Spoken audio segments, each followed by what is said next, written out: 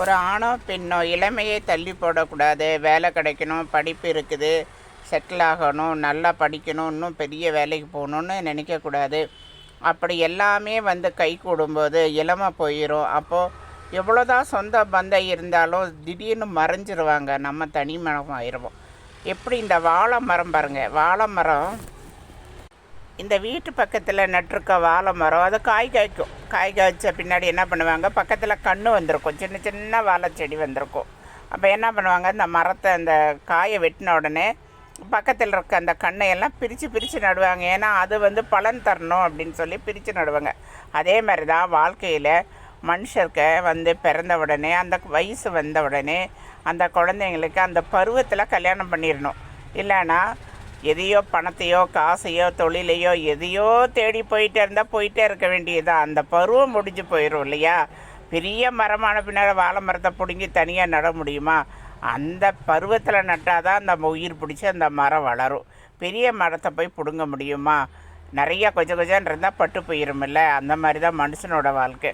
அந்தந்த காலத்தில் கரெக்டாக என்ன செய்யணுமோ செஞ்சிடணும்.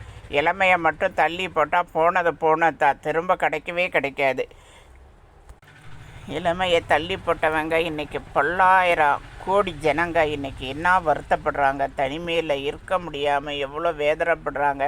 அதாவது ஒரு ஸ்டேஜ் ஆன உடனே யாரும் பார்க்க மாட்டாங்க. பணம் காசு இருந்தாலும் அவங்கள வேதனைப்படுத்தி பார்க்க தான் நிறைய பேர் இருப்பாங்களே தவிர உபகாரத்துக்கு வர மாட்டாங்க.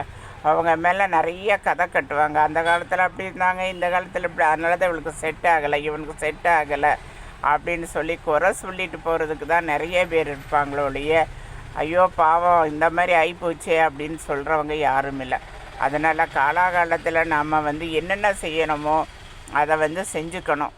பெரியவங்க இருந்தால் கண்டிப்பாக அதை அவங்களோட கடமையாக நினச்சி உடனே செஞ்சிடணும். காலத்தை தள்ளி போடக்கூடாது. குழந்தைங்க அறியாத வயசில் ஏதோ சொல்லுதுங்கன்ட்டு அதுங்க பேச்சை கேட்டுக்கிட்டு சரின்னு தலையாட்டக்கூடாது. அவங்களுக்கு என்ன வேணுமோ அதை கரெக்டாக செஞ்சு கொடுத்துடணும். எல்லாம் உயிர் போனாலும் திரும்பாது, இளமை போனாலும் திரும்பாது.